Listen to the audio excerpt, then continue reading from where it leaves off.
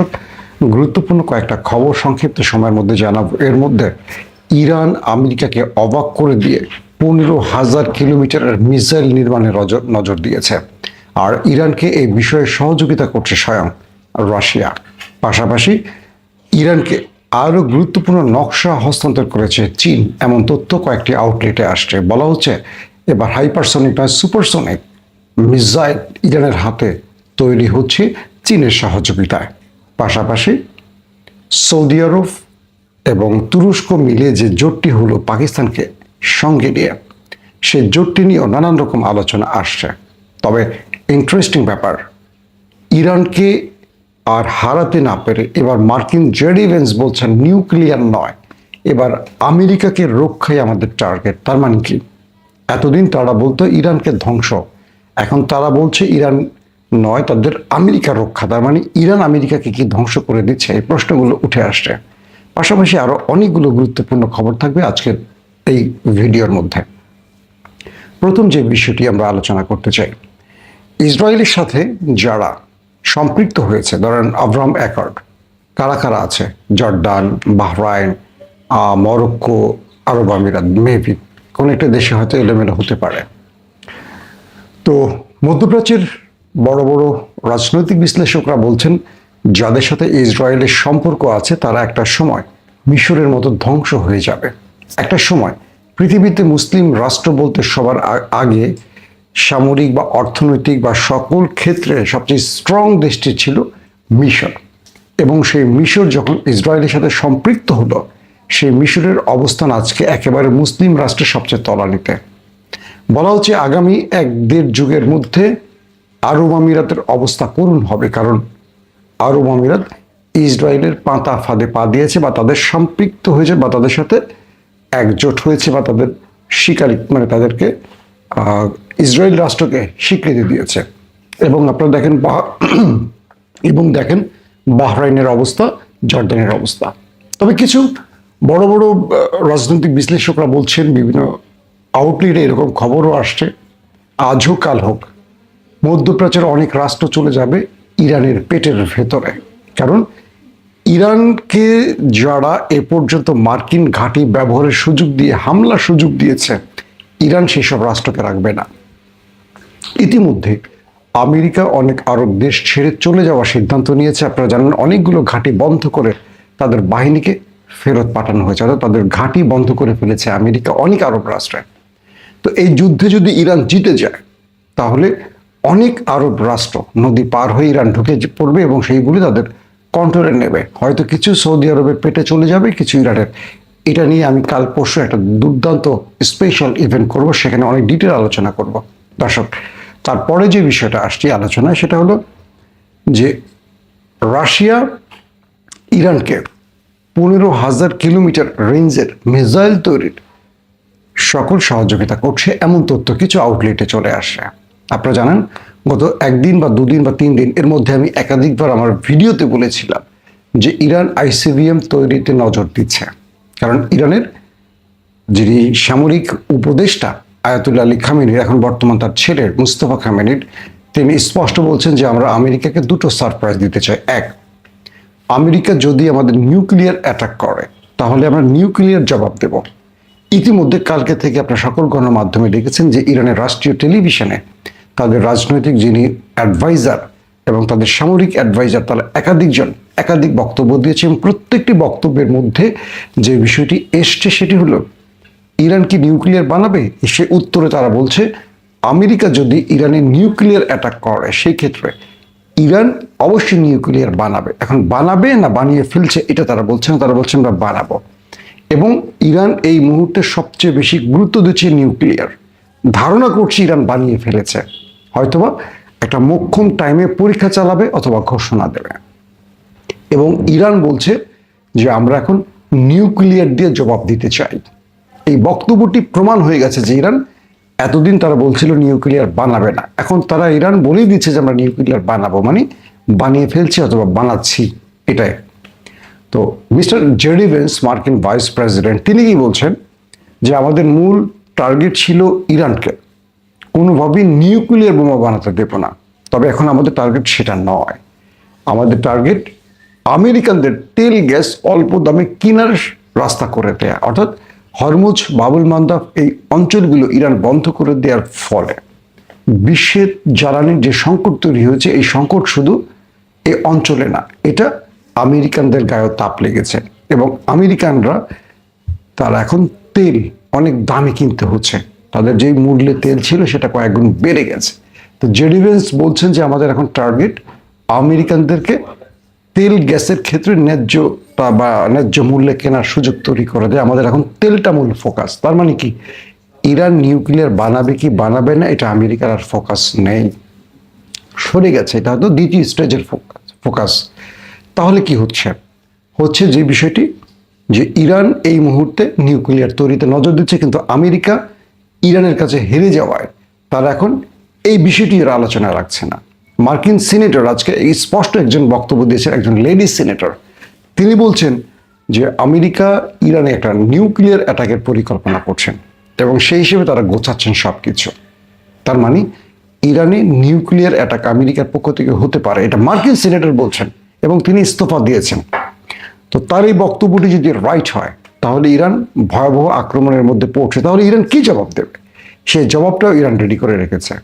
হয়তোবা nuclear attack হলে nuclear জবাব হবে, অথবা কোনো আইসিবিএম অ্যাটাক হবে। এই আইসিবিএম ইরানের কাছে আছে, ইরান এই বিষয়ে কিছু বলছে না, তারা এটাকে আলোচনায় রাখছে। আইসিবিএম হয় রাশিয়া দেবে, হয় ইরান দেবে। তাদের কাছে আইসিবিএম আছে এবং উত্তর কোরিয়াও দেবে, এই ঘোষণাটিও আসছে। কারণ এই দুটো দেশ ইরানকে এখন 15,000 কিলোমিটারের মিসাইল তৈরিতে সকল সহযোগিতা করছে। আবার ইরান বিশেষ নকশা, সুপারসনিক স্পিডের সে মিসাইলের নকশা দিয়েছে ইরানকে, এটি নিয়ে এখন আলোচনা চলছে। এখন সবচেয়ে বড় যে ধাক্কাটা আসছে সেটা হলো ইরান তার শত্রুকে যেভাবে আটকে ফেলেছে, মানে আমেরিকা তাকে, মানে ইরান যেভাবে আমেরিকাকে আটকে ফেলেছে, এখন ডোনাল্ড ট্রাম্প আসলে এখান থেকে কোনো এক্সিট রুট পাচ্ছেন না। তিনি বারবারই হরমুজ নিয়ে নানান কথা বলছে, কিন্তু হরমুজ পুরোপুরি ইরানের কন্ট্রোলে। তো এই পরিস্থিতিতে সবচেয়ে বড় আলোচনা এখন যে ইস্যুটি নিয়ে, যে আমেরিকা কি ইরানের কাছে নত হয়ে বিষয়টি মেনে নেবে নাকি নিউক্লিয়ার অ্যাটাক চালাবে। এই নিউক্লিয়ার অ্যাটাকটি দিন যত যাচ্ছে তত সম্ভাবনা বাড়ছে, কিন্তু পর্দার আড়ালে অনেকগুলো দেশ ভূমিকা রাখছে যেন এই নিউক্লিয়ার অ্যাটাকটি না করে। কারণ ইরান স্পষ্ট বলছে যে আমাদের নেক্সট টার্গেট হবে, যদি আমরা বড় হামলা শিকার হই তাহলে আরবের অনেক দেশ মাটির সাথে মিশে যাবে। এখন কোন দেশটি বলা যাচ্ছে না, কিন্তু ইরান এই কাজটি করবে। সাম্প্রতিক সময় আপনারা দেখেছেন ইরান আরবের মোটামুটি গালফের প্রত্যেকটা দেশে হিট করেছে, তারা ইরানকে কিচ্ছু করতে পারেনি। এর মাধ্যমে এটা বোঝা গেছে এই অঞ্চল থেকে আজ হোক কাল হোক আমেরিকা পালাবে, এটা কনফার্ম। এটা ইরান বুঝে গেছে এবং ইরান এই স্ট্র্যাটেজিকে মূল খেলাটা সাজিয়েছে। কি সেটা? ইরান কোনোভাবে আমেরিকাকে গালফে থাকতে দেবে না, এবং আজকে হোক আর 6 মাস পরে হোক বা 2 বছর পরে হোক, আস্তে আস্তে আমেরিকা গালফ ছেড়ে চলে যাবে। আর গালফ ছেড়ে চলে যাওয়ার সঙ্গে সঙ্গে পুরো আরব রাষ্ট্রগুলো ইরানের গ্রিপে চলে আসবে। হয়তো এখানে একটা চুক্তিও হতে পারে সৌদি আরবের সাথে, যে তুমি নদীর ওপারের গুলি নাও, এপারের গুলি আমি নেই। এটা হতে পারে। কেন হতে পারে? কারণ এই রাষ্ট্রগুলো যারা আমেরিকার সাথে এতদিন মিত্রতা তৈরি করে ইরানের 12টা বাজিয়েছে, তাদের অবস্থা দুর্বল হয়ে যাবে। অনেক ছোট ছোট রাষ্ট্র আছে, কাতার, কুয়েত, এগুলো ছোট ছোট দেশ, এগুলো ইরানের পেটে চলে আসতে পারে। বাট এখানেও আবার এরদোয়ান একটা স্ট্রং ভূমিকা রাখছে, কারণ এরদোয়ান এখন পর্যন্ত ইরানকে সমীহ করছে বা ইরানকে তার পক্ষে রাখছে, অথবা আমেরিকার এগেনস্টে ইরানকে সহযোগিতা করছে, যাতে করে কখনো ইরান এরকম আগ্রাসী মনোভাব বা দখলদারিত্বের চিন্তা করলে সেখানে রজব তৈয়ব এরদোয়ান ইরানকে শান্ত করতে পারে, অথবা মূল আলোচনার টেবিলে একটা বড় রকম দাবির জন্য অথবা থামিয়ে দিতে পারে ইরানকে। কারণ ইরান আমেরিকাকে এই অঞ্চল থেকে খেদাতে পারলে এই ইরান এরকম থাকবে না, এই ইরান তখন বিএনপি হয়ে যাবে। বিএনপি হবে, বুঝছেন তো? বিরোধী দলে বিএনপি একেবারে বিড়াল থাকে, ক্ষমতায় বসার পর বিএনপি কি করছে মোটামুটি বুঝতে পারছেন। এটা ইরান হতে পারে, অসম্ভব কিছু না। সবসময় বিএনপির পক্ষে ইরানের পক্ষে বলি বলে বিষয়টা এরকম না। তো এই ক্ষেত্রে আসলে কি হবে, এগুলো নিয়ে অনেক আলোচনা চলছে। তবে দুটো বিষয় এখন আলোচনার সবচেয়ে তুঙ্গে রয়েছে। এর মধ্যে যে ইসরায়েল তার পরাজয় মোটামুটি বুঝে ফেলছে, আমেরিকাও তার পরাজয় ঘোষণা শুরু করে দিয়েছেন। মার্কিন গণমাধ্যমগুলো বলতে শুরু করেছে যে ইরানের কাছে আমেরিকার পরাজয় হয়ে গেছে। তাহলে এই পরাজয়টায় আমেরিকা আসলে কি কি হারাবে? আমেরিকা কেবল 4টা শর্ত মেনে হরমুজের নেভাল ব্লকেট তুলে চলে গেলেই হবে, নাকি আমেরিকাকে ইরান বাধ্য করবে এই অঞ্চল ছেড়ে যেতে? সেই নীল নকশা বা সেই সাজানো প্ল্যানগুলো এখন একটার পর একটা ইরান বাস্তবায়ন করছে। পাশাপাশি ইরান এমন কিছু টার্গেটে এগুচ্ছে, যেটা বললাম আইসিবিএম এর ব্যাখ্যাটা আমি অনেকবার দিয়েছি এর আগে, আবার নতুন করে বলি। ইন্টার কন্টিনেন্টাল ব্যালিস্টিক যে মিসাইলের কথা বলছি, এটা ইরান থেকে মারলে স্বয়ং আমেরিকার ভেতরে গিয়ে ঢুকবে। ইরান এখন সেদিকে নজর দিচ্ছে। তো এটাও আমেরিকার জন্য একটা টেনশনের কারণ হবে, কারণ তারা বুঝে গেছে যে ইরানকে তারা শেষ করতে পারেনি, বরং তারা এখন ভীমরুলের চাকে আটকে গেছে। এখন ভীমরুল তাদেরকে উড়ে উড়ে চারদিকে ঘিরে কামড়াচ্ছে। মৌমাছির বাসায় কখনো ঢিল মেরেছেন? বা ভীমরুলের বাসায় ঢিল মেরে আপনি পালাতে পারবেন না, সব আপনাকে একসাথে এসে টার্গেট করবে চারদিক থেকে, আর যেখান দিয়ে পারবে হুল ঢুকাবে আপনার শরীরে। এরকম ছোটবেলায় ঢিল মেরে মৌমাছির অনেক কামড় খেয়েছে, মানে এটার অভিজ্ঞতা আছে। তো ইরান এখন চারদিক থেকে আমেরিকাকে ঘিরে ফেলছে। আমেরিকার কোনো ধমকে কাজ হচ্ছে না, ইরান উল্টো আরো জোরে ধমক দিচ্ছে আমেরিকাকে। এভাবে সবকিছু কন্ট্রোল করছে। তার মানে এইটুকু বলতে পারি, আপাত দৃষ্টিতে ইরানের কাছে আমেরিকার কোনো জয়ের সম্ভাবনা নেই। এখন যদি আমেরিকা এখান থেকে বাঁচার জন্য কোনো নিউক্লিয়ার অ্যাটাক করে বসে, তখনই বোঝা যাবে ইরানের কাছে নিউক্লিয়ার আছে কি না। কারণ পাল্টা নিউক্লিয়ার অ্যাটাক যদি ইরান না চালায়, তাহলে বুঝতে হবে ইরান তৈরি করতে পারেনি। আর যদি পাল্টা নিউক্লিয়ার অ্যাটাকে ইরান চলে যায়, তাহলে মধ্যপ্রাচ্য আমার মনে হয় এক নতুন ভাগাড়ে পরিণত হবে। দর্শক, বিদায় নিচ্ছি আজকের মতো। প্রত্যেকে ভালো থাকবেন। আজ 18ই আগস্ট 2026 মঙ্গলবার সকাল। গতকাল ওয়াশিংটনে ভোরবেলা একটা ফোন সাক্ষাৎকার চলছিল। মার্কিন প্রেসিডেন্ট ডোনাল্ড ট্রাম্পকে একজন সাংবাদিক প্রশ্ন করলেন, হরমুজ প্রণালী নিয়ে ইরান আর ওমান যে নিজেদের মধ্যে আলাদা করে কথা বলছে, সেটা নিয়ে আপনি কি ভাবছেন? উত্তরটা এক লাইনের, ওমান যদি পথে আসে আমরা ওদের বোমা মেরে উড়িয়ে দেব। আসল শব্দটা আরও কড়া ছিল, এই চ্যানেলে সেটা বলা যায় না, কিন্তু মানেটা এতটুকুও নরম নয়। দর্শক বন্ধুরা, ওমান আমেরিকার শত্রু নয়, উপসাগরে আমেরিকার সবচেয়ে পুরনো চুক্তির বন্ধু। বন্ধুত্বটা 1833 সাল থেকে চলছে, মানে 193 বছর। সেই বন্ধুকে গতকাল বোমা মারার হুমকি দেয়া হলো। এখানে আমি একটু থামতে চাই। খবরটা প্রথমে দেখে আমারও মনে হয়েছিল ট্রাম্প আবার একটা কড়া কথা বলে ফেলেছেন, এর বেশি কিছু নয়। কিন্তু কাগজটা খুলে পড়ার পর ছবিটা পুরো বদলে গেল।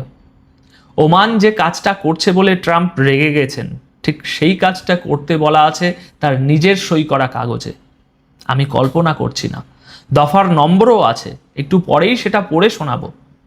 তার আগে কয়েকটা প্রশ্ন। ওমান ঠিক কি করেছে যে কাগজে ট্রাম্প নিজে সই করেছেন সেখানে ওমানের নাম আছে কেন?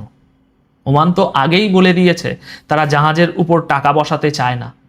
তাহলে হুমকিটা কিসের জন্য? গতকাল থেকে হরমুজ পার হতে কি টাকা লাগবে? আমেরিকা যদি সত্যি জিতে থাকতো, তাহলে একটা ছোট্ট আরব দেশকে ভয় দেখাতে হচ্ছে কেন? আর সবচেয়ে বড় প্রশ্ন, ট্রাম্প নিজেই যখন স্বীকার করছেন ইরানের সঙ্গে পর্দার আড়ালে কথা চলছে, তখন প্রকাশ্য আত্মসমর্পণ করতে বলছেন কেন? সবগুলোর উত্তর আজকের ভিডিওতে আপনারা পাবেন। দর্শক বন্ধুরা, আমি অনুপ বিশ্বাস, আর আপনারা দেখছেন এটাই রিয়ালিটি। গল্পটা বুঝতে হলে আমাদের এখন 3টে তারিখে যেতে হবে। প্রথম তারিখ 18ই জুন। ওই দিন আমেরিকা আর ইরানের 14 দফার সমঝোতাপত্রের কথা প্রকাশ্যে আসে। ট্রাম্প কাগজটাই সই করেছিলেন ফ্রান্সের ভার্সেয়াতে। আল জাজিরা জানাচ্ছে দুপক্ষের কেউই আসল কাগজটা ছাপেনি। একজন মার্কিন কর্মকর্তা সাংবাদিকদের ফোনে টেক্সটটা পড়ে শুনিয়েছেন। সেখান থেকেই দফাগুলো আমরা সবাই জানি। দ্বিতীয় তারিখ 24শে জুন। মার্কিন পররাষ্ট্রমন্ত্রী মার্কো রুবিও আবুধাবিতে দাঁড়িয়ে যা বললেন, সেই লাইনটা আমি আপনাদের পড়ে শোনাচ্ছি, কারণ পরে এর দরকার হবে। এটা একটা আন্তর্জাতিক জলপথ। আন্তর্জাতিক জলপথে কোনো দেশ টোল বা ফি বসাতে পারে না, এই কথাটা মাথায় রাখুন। তৃতীয় তারিখ গতকাল 17ই আগস্ট। সমঝোতাপত্রের 60 দিন শেষ। কোনো চুক্তি হয়নি। আর এখানে একটা কথা মনে করিয়ে দিই, গত ভিডিওতে আমরা এই জায়গাতেই বলেছিলাম নজর রাখতে হবে একটা জিনিসের উপর, ওমানের সঙ্গে ইরানের নতুন নৌপথের এই বোঝাপড়াটা সত্যি ঘোষণা হয় কিনা। দর্শক বন্ধুরা, উত্তরটা একদিনেই এসে গেল। গতকাল তেহরান জানালো ওমানের সঙ্গে নতুন নৌপথের মানচিত্র নিয়ে বোঝাপড়া হয়ে গেছে। ইরানের পররাষ্ট্র মন্ত্রণালয়ের মুখপাত্র ইসমাইল বাকে বলেছেন, দুই দেশ এখন একটা যৌথ বিবৃতির খসড়া তৈরি করছে। যে খবর জানা যাচ্ছে, নতুন পথে জাহাজ ঢুকবে ইরানের উপকূল ঘেঁষে আর বেরোবে ওমানের দিক দিয়ে। কয়েক ঘন্টার মধ্যে ট্রাম্পের বোমার হুমকি। ঠিক আছে, এবার মূল কথায় আসি। দফাটার ভাষাটা খেয়াল করুন। সমঝোতাপত্রের 5 নম্বর দফায় লেখা আছে, ইরান সর্বোচ্চ চেষ্টা করবে যাতে বাণিজ্যিক জাহাজ নিরাপদে যাতায়াত করতে পারে, মাত্র 60 দিনের জন্য কোনো টাকা ছাড়া। শব্দটা ধরুন, মাত্র। একটা কাগজে যখন কেউ লেখে মাত্র 60 দিনের জন্য বিনামূল্যে, তখন সে একটা জিনিসই বলছে, 61 নম্বর দিন থেকে এটা বিনামূল্যে নয়। গতকাল ছিল 60 নম্বর দিন, আজ 61। আর ওই একই দফার পরের লাইনটা আরও গুরুত্বপূর্ণ। লেখা আছে, ইরান ওমানের সঙ্গে আলোচনা করবে হরমুজ প্রণালীর ভবিষ্যৎ পরিচালনা এবং সামুদ্রিক পরিষেবা ঠিক করার জন্য। কিন্তু এক মিনিট, তাহলে দাঁড়াচ্ছে এই, ইরান আর ওমান মিলে হরমুজের ব্যবস্থা ঠিক করবে। এটা ইরানের কোনো চালাকি নয়, এটা লেখা আছে সেই কাগজে যেটাই ট্রাম্প নিজে সই করেছেন। আর গতকাল তিনি ওমানকে বোমা মারার হুমকি দিলেন ঠিক সেই কাজটা করার জন্য। এই জায়গাটা মনে রাখবেন। এখন আপনি বলতেই পারেন, ঠিক আছে, ওমান হয়তো ইরানের হয়ে খেলছে, তাই আমেরিকা এখন ক্ষেপে গেছে ওর উপরে। এটা তো স্বাভাবিক সন্দেহ। না, একটু দাঁড়ান, তথ্য এখানে উল্টো কথা বলছে। এখন এই 3টে জিনিস পাশাপাশি রাখুন।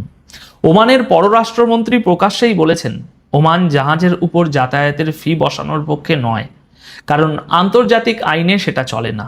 ওমান এই অবস্থান জাতিসংঘকেও জানিয়েছে। এর আগে মার্কিন অর্থমন্ত্রীর সঙ্গে এক ওমানি কূটনৈতিক আলাদা আলোচনাতেও মাস্কাটে আশ্বাস দিয়েছিল যে প্রণালীতে টোল বসানোর কোনো পরিকল্পনা তাদের নেই। মানে সহজ করে বললে, ওমান আমেরিকাকে যা শুনতে চায় ঠিক তাই বলেছে, প্রকাশ্যে বলেছে, জাতিসংঘকে বলেছে, বন্ধ ঘরে বলেছে, তারপরেও বোমার হুমকি। এবার আপনি হিসাবটা মিলিয়ে দেখুন, মিলছে না। আর ঠিক এখানেই আসল খবর।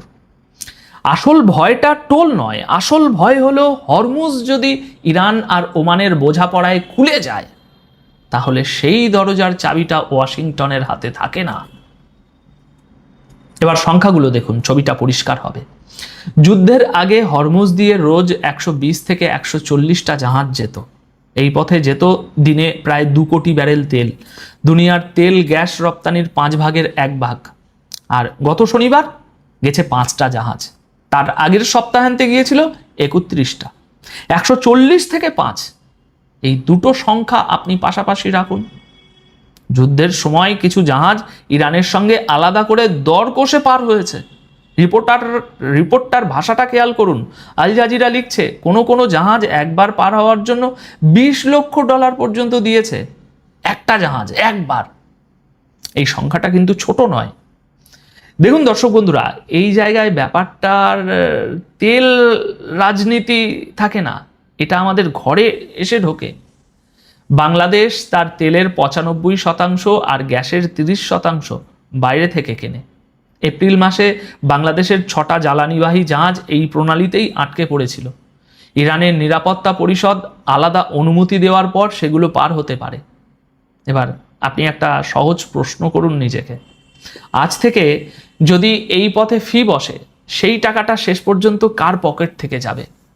জাহাজ কোম্পানি সেটা নিজের ঘাড়ে রাখবে না, ওটা যোগ হবে তেলের দামে, এলপিজি সিলিন্ডারের দামে, বাস ভাড়ায়।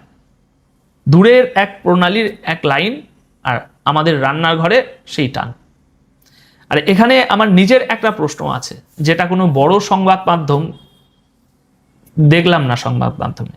সবাই লিখছে ট্রাম্প ওমানকে হুমকি দিয়েছেন, কিন্তু কেউ জিজ্ঞেস করেনি ওমান জবাবে কি বলল। কিছুই বলেনি। গতকাল সারাদিন মাস্কাট থেকে একটা লাইনের বিবৃতিও আসেনি। এই নীরবতাটাই বরং গুরুত্বপূর্ণ। যে দেশ চুপ থাকে সে হয় ভয় পেয়েছে, নয় তার হাতে এমন কিছু আছে যা এখনই দেখানোর তাড়া নেই। আমার কাছে অন্তত দ্বিতীয়টাই বেশি সম্ভব মনে হচ্ছে, কারণ মানচিত্রটা যাদের হাতে তাদের তাদের তাড়া থাকার কথা নয়। আর ঠিক এই জায়গায় গতকালকের আর একটা কথা ঢুকে পড়ে। ট্রাম্প ওই একই সাক্ষাৎকারে দুটো কথা বলেছেন। একটা দিক হলো ইরানের সাদা পতাকা তুলে আত্মসমর্পণ করা উচিত, কিন্তু সঙ্গে সঙ্গে তিনি স্বীকারও করেছেন ইরানের বিপ্লব গার্ড বাহিনীর কর্মকর্তাদের সঙ্গে আমেরিকার সরাসরি যোগাযোগ চলছে, মধ্যস্থতাকারী ছাড়া ইরানের রাজনৈতিক নেতৃত্বকে পাশ কাটিয়ে।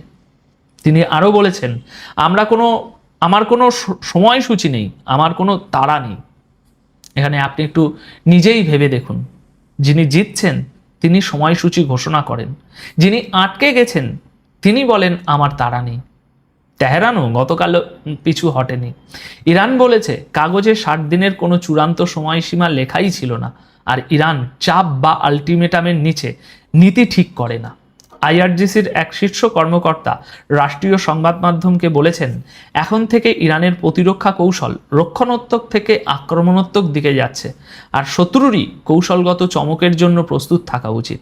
এটা ইরানের সরকারি সংবাদ মাধ্যমের বরাতে বলা কথা, স্বাধীনভাবে যাচাই করা যায়নি। আচ্ছা, এবার সামনের দিকটা ভাবুন। এখান থেকে 3টে রাস্তা খোলা আছে। প্রথম রাস্তা, ইরান আর ওমান যৌথ বিবৃতিটা দিয়ে দেয়, প্রণালী আংশিক খোলে, ফি নেওয়া হয় পরিষেবা নাম দিয়ে। কাগজে আমেরিকা হারে না, কিন্তু হরমুজের চাবিটা হাতছাড়া হয়ে যায়। এই রাস্তাটাই এই মুহূর্তে সবচেয়ে কাছে। দ্বিতীয় রাস্তা, আমেরিকা জোর করে প্রণালী খোলায়, নৌবহর দিয়ে জাহাজ পাহারা দিয়ে নিয়ে যায়। কাগজে সম্ভব, বাস্তবে কঠিন, কারণ মাইন আছে কিনা কেউ নিশ্চিত নয়, আর বিমা কোম্পানিগুলো এখনো রাজি হচ্ছে না। তৃতীয় রাস্তা, আর সত্যি বলতে এটাই এখন চলছে, না যুদ্ধ না শান্তি। কাগজের মেয়াদ শেষ, চুক্তি নেই, প্রণালী প্রায় বন্ধ, আর দুপক্ষ পর্দার আড়ালে কথা বলছে অথচ প্রকাশ্যে হুমকি দিচ্ছে। সব মিলিয়ে ছবিটা এই দাঁড়াচ্ছে, যে কাগজটা যুদ্ধ থামানোর জন্য লেখা হয়েছিল সেই কাগজের 5 নম্বর দফাই আজ সবচেয়ে বড় বিপদ হয়ে দাঁড়িয়েছে ওয়াশিংটনের সামনে। কারণ ওই দফাটা ইরানকে ওমানের সঙ্গে বসতে বলেছিল, আর বিনামূল্যের সময়টা বেঁধে দিয়েছিল মাত্র 60 দিন। শুরুতে যে হুমকির কথা বলেছিলাম, এবার আপনি বুঝতে পারছেন সেটা কেন এতটা বেপরোয়া শোনাচ্ছিল। 193 বছরের বন্ধুকে বোমা মারার হুমকি কেউ শান্তির জায়গা থেকে দেয় না।